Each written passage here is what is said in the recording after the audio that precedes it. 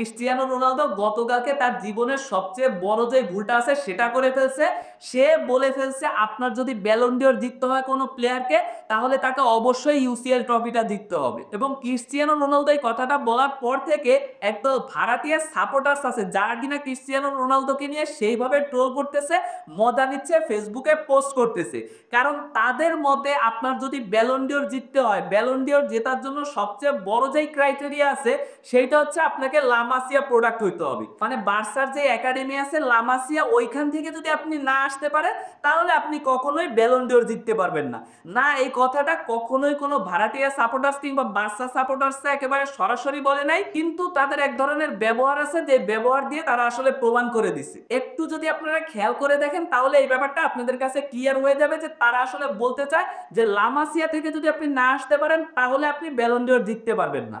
দেখেন এই বছর রাফিনা দিয়াস বার্সেলোনার হয়ে দুর্দান্ত পারফরমেন্স করছে। শুধু যে দুর্দান্ত পারফরমেন্স করছে ব্যাপারটা এরকম না, এই বছর লা লিগার বর্ষসেরা ফুটবলার হয়েছে রাফিনা দিয়াস এবং ইউসিএল এর যৌথভাবে সর্বোচ্চ গোল করে ইউসিএল এর গোল্ডেন বুট উইনারও হয়েছে কিন্তু এই রাফিনা দিয়াস। এবং এই বছর ইউসিএল এর বর্ষসেরা ফুটবলার যে হয়েছে মানে ওসমান দেমবেলে, তার থেকেও কিন্তু ডবল ভালো পারফরমেন্স করছে রাফিনা দিয়াস। কিন্তু রাফিনা দিয়াস এরকম দুর্দান্ত পারফরমেন্স করার পরেও বার্সেলোনার ফুটবলার হওয়া সত্ত্বেও কোথাও কোনো ভাড়াটিয়া সাপোর্টার্স একবারও উল্লেখ করতেছে না যে রাফিনা দিয়াস এবার ব্যালন ডিওরটা ডিজার্ভ করে। তাদের কাছে মনে হচ্ছে লামাসিয়া থেকে উঠে আসা 17 বছর বয়স্ক ইয়াংস্টার লামিন ইয়ামাল একমাত্র ফুটবলার যে এই বছর ব্যালন ডিওর ডিজার্ভ করে। এবং এর পিছে প্রধান দুইটা কারণ আছে। দুই নাম্বার কারণটা হচ্ছে রাফিনা দিয়াস একজন ব্রাজিলিয়ান ফুটবলার এবং একজন ব্রাজিলিয়ান ফুটবলার হয়ে রাফিনা দিয়াস ব্যালন ডিওর জিতুক, এরা এটা কখনোই চায়নি। এবং এক নাম্বার এবং প্রধান যেই কারণটা সেটা হচ্ছে রাফিনা দিয়াস লামাসিয়ার প্রোডাক্ট না। লামাসিয়ার প্রোডাক্ট যেহেতু রাফিনা দিয়াস না, তো তাদের ধারণা এবং মত অনুযায়ী লামিন ইয়ামাল যেহেতু লামাসিয়ার প্রোডাক্ট, সেই একমাত্র এই বছর ব্যালন ডিওরটা ডিজার্ভ করে। তো ভাড়াটিয়া সাপোর্টার্স এবং বার্সা সাপোর্টার্স মনে করে লামাসিয়ার প্রোডাক্ট না হইলে ব্যালন ডিওর জেতা যাবে না, এটাই হচ্ছে তার সবচেয়ে বড় প্রমাণ। এবার আসি ক্রিস্টিয়ানো রোনালদোর এই মতামতের বিরুদ্ধে গিয়ে পোস্ট করছে ফ্রাঙ্ক রিবেরি, যেটা নিয়ে আবার ফ্রাঙ্ক রিবেরির অনেক ভক্ত সংখ্যা ছড়াই গেছে বাংলাদেশের মধ্যে। গত একদিনের মধ্যে দেখতে পেলাম ফ্রাঙ্ক রিবেরির অনেক ভক্ত আছে বাংলাদেশে যারা কিনা রিবেরির সাথে একমত পোষণ করতেছে যে রিবেরি তাহলে কেন 2013 সালে ব্যালন ডিওর জিতলো না, রিবেরি তো উচল জিতছিল। ক্রিস্টিয়ানো রোনালদো যেহেতু মনে করে যে উচল যে জিততে পারবে সেই আসলে ব্যালন ডিওর জিততে পারবে, তাহলে ওই বছর তো রোনালদো কোনো মেজর ট্রফি জিততে পারে নাই, রোনালদো কেন জিততে পারলো? ফ্রাঙ্ক রিবেরি তো ইউসিএল জিতছিল, তাহলে ফ্রাঙ্ক রিবেরি কেন জিততে পারলো না? ভাই আপনারা হয়তো অনেকেই 22 সালের পরে খেলা দেখেন, সো এই কারণে আপনারা জানবেন না, না জানারই কথা। সো আপনারা একটু খোঁজ খবর নেবেন, একটু রিসার্চ করবেন।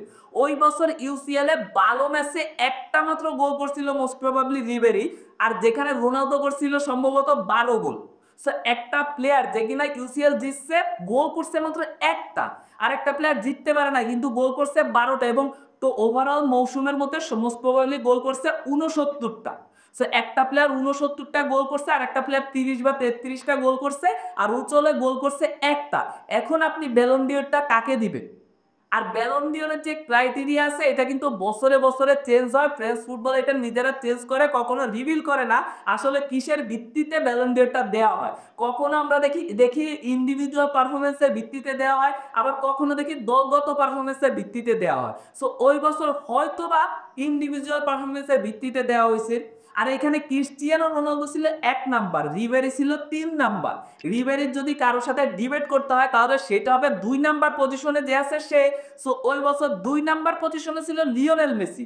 ও লিওনেল মেসির সাথে ডিবেট না করে ও সোজা 1 নাম্বার পজিশনে যে ছিল ক্রিস্টিয়ানো রোনালদো, তার সাথে গেছে ডিবেট করতে। এইটা কি আসলে মেনে নেওয়ার মতন? এবং এই যে না মানার মতন একটা কথা, এইটা নিয়েই আবার রিবেরির কিছু ফ্যান্স তৈরি হয়েছে, তারা আবার আসলে তর্ক করতে। মানে ভাই একটা কথা বলবেন সেই কথার কোনো লজিক থাকবে না, সেটা কি কেউ মেনে নিবে? সো ক্রিস্টিয়ানো রোনালদোর কথাটা নিয়ে গত একদিনে যে ঘটনাগুলো ঘটাইলো এই ভাড়াটিয়া ফ্যান্সরা, এতে একেবারে স্পষ্ট হয়ে যায় যে তারা বলতেই চাচ্ছে যে আপনার যদি ব্যালন ডিওর জিততে হয় তাহলে অবশ্যই আপনাকে লামাসিয়ার প্রোডাক্ট হইতে হবে। তো যাই হোক, আজকের ভিডিও পর্যন্তই। ভালো লাগলে সবাই লাইক কমেন্ট শেয়ার করবেন। ধন্যবাদ, দেখা হবে অন্য কোনো ভিডিওতে।